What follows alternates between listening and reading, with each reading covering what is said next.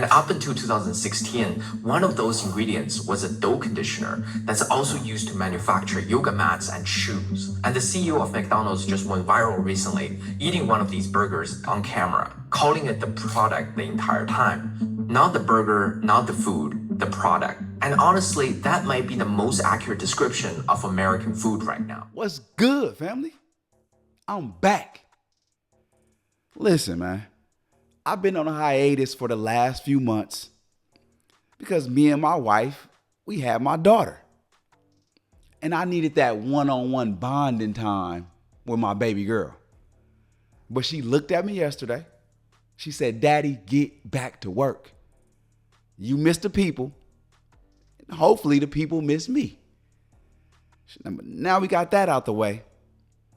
When I first decided to react to this video, the first thing that came to my mind is, why would they be feeding us food in America that's banned in other countries? But then I sat and thought about it. And I said, any place on earth that would elect Robert F. Kennedy Jr., the Secretary of Health, obviously doesn't care about the well-being of the people. Now today, we're reacting to a video from the YouTube channel Plain Capital. So let's dive in and find out together why they will be feeding us foods that's actually banned in Europe. McDonald's operates in 118 countries. In the UK, their burger bun has about a dozen ingredients. But in the US, the same bun has over 25. And up until 2016, one of those ingredients was a dough conditioner that's also used to manufacture yoga mats and shoes. And the CEO of McDonald's just went viral recently, eating one of these burgers on camera, calling it the product the entire time. Not the burger, not the food, the product. And honestly, that might be the most accurate description of American food right now, because there are over 3,000 additives approved in the US that are restricted or banned in other developed countries.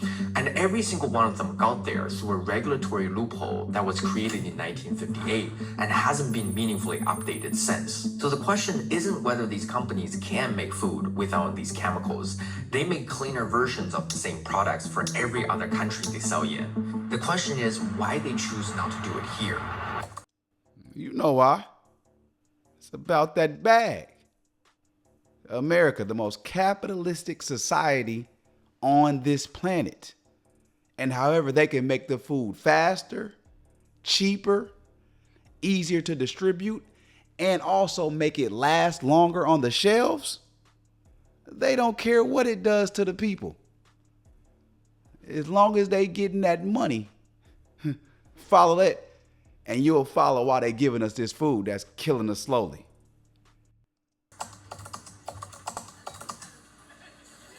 To understand how this works, let's forget about the history for a second and just follow a product. Let's say a food company develops a brand new chemical, never been tested, never been reviewed, and they want it in a box of cereal by next month. Let's call it Compound X. Here's what happens. The company would hire a panel of scientists to review the safety data on Compound X. Many of these scientists have financial ties to the company paying them. And every single time they reach the same conclusion. Compound X is generally recognized as safe, or GRAS. That GRAS label is so important because it's basically a golden ticket. Any ingredient that gets classified as GRAS is completely exempt from the FDA's normal approval process. No safety review, no testing requirements, no waiting period. It skips the entire line. What we have seen over time is that companies are creating new ingredients, having their own scientists or hiring outside scientists to make their own determinations that an ingredient is safe. And then once they self-declare that their ingredient is safe, they don't have to go through that pre-market process. The FDA created this designation in 1958. And it was originally meant to cover things like salt, vinegar, and baking soda, stuff nobody needed to test because humans had been eating it for centuries. But by the 1990s, the FDA had a problem. You see, as food became more and more industrialized, hundreds of companies were submitting applications to try to get that golden ticket for the new ingredients they were using. And the agency didn't have the budget or the staff to review them all. The backlog was so long that it would take years to clear. So in 1997, under pressure from the Clinton administration's push to cut costs and speed up federal agencies, the FDA made a decision that changed everything. There was an announcement today by the Food and Drug Administration. Bettina Gregory has the story. Instead of requiring companies to submit their safety data for review, they made the whole process voluntary. That means the company doesn't have to submit its determination to the FDA. It doesn't have to share the safety data. It doesn't even have to tell the FDA that compound X exists. It can just start putting it in food and shipping it to stores. Think about that for a second. That's like a student grading their own exam and the teacher saying, "You don't even have to show me the test. I'll just take your word for it." And this isn't a hypothetical edge case. According to a 2022 analysis, companies have used the system to self-approve nearly 99% of new food chemicals since the year 2000. The Pew Research Center estimated in 2013 that roughly 1,000 ingredients had entered the food supply through this pathway without the FDA even knowing about them. The FDA's own former deputy commissioner for food admitted in 2014 that we simply do not have the information to vouch for the safety of many of these chemicals. So what's the point of us even having an FDA? Aren't these the people charged with keeping us safe? With making sure the food that we get is up to par? So if you guys ain't gonna be doing your job, we might as well just disband this. We wasting money then. This is crazy. The people that's supposed to be protecting us is not protecting us. What the hell are we paying you guys for? This is wild. We done lost the whole plot. The people is supposed to be running the system. Instead, we got the system running us. They supposed to be working for us. This is crazy. So the system that was designed in 1958 to exempt salt and vinegar from paperwork is now the primary pathway that the entire food industry uses to put new chemicals into your food without any oversight. And this is where you start to see why the same food tastes different depending on which country you buy it in.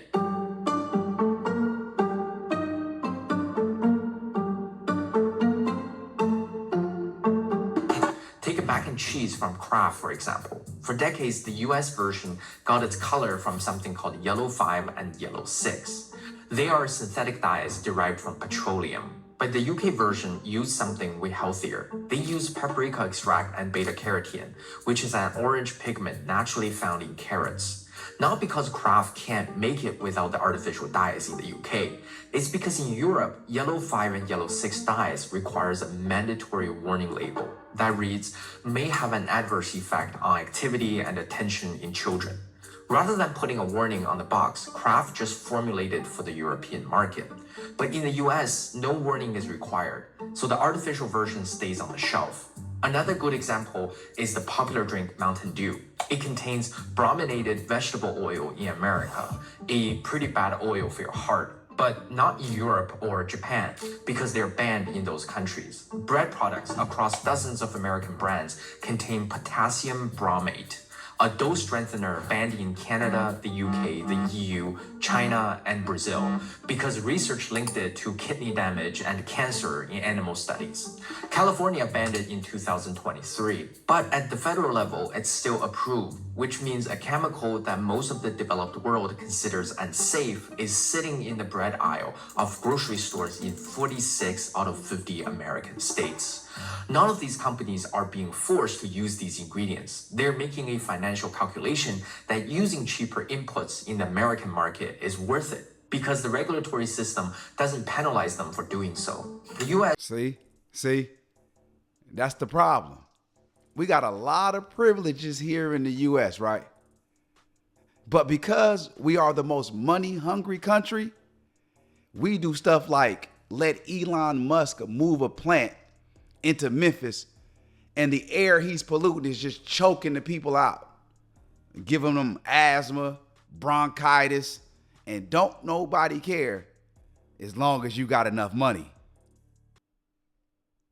operates on an innocent until proven guilty standard, where an ingredient is assumed safe until enough evidence accumulates over years or decades to prove it's harmful.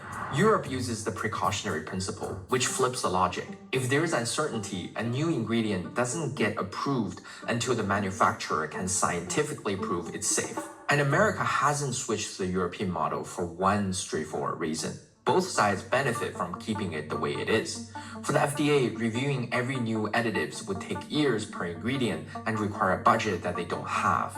For the food companies, it's even simpler. Why spend millions on independent safety testing and wait 2 years for FDA approval when you can pay a fraction of that to certify food safety yourself? Back in 2010, when one company was questioned by the FDA about the safety of an ingredient called theobromine, they simply withdrew their voluntary notification, hired an independent contractor to declare it safe anyway, and kept using it. The FDA had no mechanism to stop them. The agency can't afford to enforce stricter rules, and the industry has no financial reason to follow them.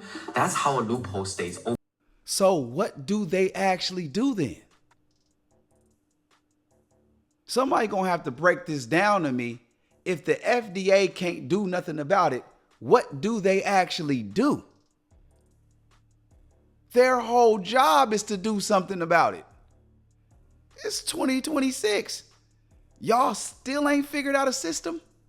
FDA, you still ain't figured it out? Go get a think tank going on. Call some people. Do something. If not, leave. For almost 7 decades. The GRAS loophole is basically a multi-billion-dollar subsidy for whoever can exploit it most creatively. And the companies exploiting it the best are the ones you've never heard of. Go to your kitchen right now and pick up the first packaged food you see. Could be a bag of Doritos, a can of Coca-Cola, a cup of yogurt, or a box of Cheerio. Flip it over and look at the ingredient list. Somewhere on there, you are almost guaranteed to see 2 words: natural flavors. That phrase is doing a lot of work because in most cases, the formulation behind those 2 words wasn't created by the brand on the front of the box. There are 3 major firms that engineer the flavors in almost everything Americans eat. The food brands hire them the way a restaurant hires a chef, except these chefs serve 300 million people and nobody knows their name. The biggest is a Swiss company called Givaudan. The second is an American company called IFF, which stands for International Flavors and Fragrances. And the third is another Swiss firm called Firmenich. Together, they control over 55% of a market worth over $40 billion a year. Givaudan alone holds roughly a quarter of the global market and offers over 2,200 different strawberry flavors in its category. Not 22, not 220, over 2,200 variations of a single fruit flavor, each one optimized for a different product and a different consumer base. IFF purchases roughly 8,500 raw materials from 2,300 suppliers worldwide, blending them into proprietary compounds that get licensed to the brands you see on the shelf. And every single one of those formulations is legally classified as a trade secret. So when you read natural flavors on the label, you're looking at a formula that could contain dozens of individual chemical compounds, solvents, and preservatives, none of which have been disclosed because trade secret law overrides ingredient transparency laws in the US. Exactly. So they can operate on trade secrets, meaning we don't know what's in there. We can never find out what's in there. And there's nothing we can do about it. It's wild. How do you have 2,200 strawberry flavors, y'all? And strawberry is one fruit. This is crazy. Manufactured for different products. For kids' fruit snacks. For cereals. For protein shakes. Anything you can think of that has a strawberry flavor, you don't know what's in those compounds. And all you see on the back is natural. Wow. And they don't have to disclose it because of something called a trade secret. We're cooked. And here's why the secrecy matters so much to them. These formulations aren't just about making food taste good. They're engineered to make you eat more. That and the dispensaries on every corner. Food scientists call it the bliss point, the precise combination of sugar, salt, and fat that triggers the strongest craving response without ever making you feel fully satisfied. It's why you can eat an entire bag of chips without feeling full, the same way you would after a home-cooked meal. Your body isn't registering food the same way because the formulation was specifically designed to bypass your satiety signal, the part of your brain that's supposed to tell you, okay, you're full, stop eating. And the bliss point isn't a general target. It's calculated down to the milligram for each individual product. Researchers have found that there is a specific concentration of sugar where the craving response peaks. And if you go even slightly above that concentration, the product starts to taste too sweet, and people would eat less of it. So the flavor company aren't just making food taste good, they're finding the exact mathematical ceiling of how much pleasure your brain can process before it tells you to stop. And then they're parking the formula right below that line. That's why you reach the bottom of the bag and think, I didn't even realize I was still eating. So they got this thing down to a science. So while the food companies is working on how they can poison us and so they can get the money, the FDA is sitting around not coming up with no systems to combat what they're doing. How was the design working as intended? And the reason these companies guard these calculations so aggressively is because getting the bliss point right on a single product can be worth hundreds of millions of dollars in annual sales. Ultra-processed foods built on these formulations now make up nearly 60% of the average American adult's diet. And the number has been climbing up for decades. And studies are now linking high ultra-processed food consumption to increased rates of obesity, type 2 diabetes, cardiovascular disease, and cognitive decline. But the FDA has no regulatory category for ultra-processed. This means the fastest growing segment of the American diet exists in a complete regulatory blind spot. But the good news is that the FDA was directed in 2025 to explore closing the GRAS self-affirmation loophole. But the rulemaking usually takes years, and the food industry will lobby against any changes that increase their costs. And thousands of FDA scientists were fired in April 2025 due to cost-cutting measures. It means the agency now has even fewer resources to enforce the rules it already has. If you want to protect yourself today, here's something you can do the next time you're at the grocery store. One ingredient foods. You feel me? Go get you a chicken breast. What's in there? One ingredient. Go get you some grapes. What's in there? One ingredient. Look on the back. And if you see 1,000 things that you can't pronounce, put it back. Before you put something in your cart, flip it over and count ingredients. If the list has more than 5 ingredients you can't pronounce or wouldn't find in a home kitchen, just put it back. If natural flavors appear in the first 5 ingredients, the product is more engineered than you think. And if you really want to know whether what you're buying is safe, check if the same product exists in the European version. If the European label is shorter, you know that the American version contains things that at least one developed countries decided weren't worth the risk.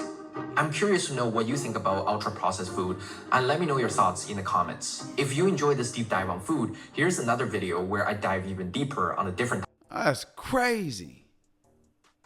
So, what we've learned today is the FDA ain't about nothing. I ain't gonna curse now. This channel's kid friendly. So the FDA ain't about nothing. We gotta watch what we eat, y'all. We gotta start reading the back of these labels. They be having words you can't even pronounce. Asaminotopin. You say, what is that? I can't even pronounce that word. Read the back. Make sure there ain't 1,000 ingredients on there. Make sure there's nothing that you can pronounce. That you can't pronounce.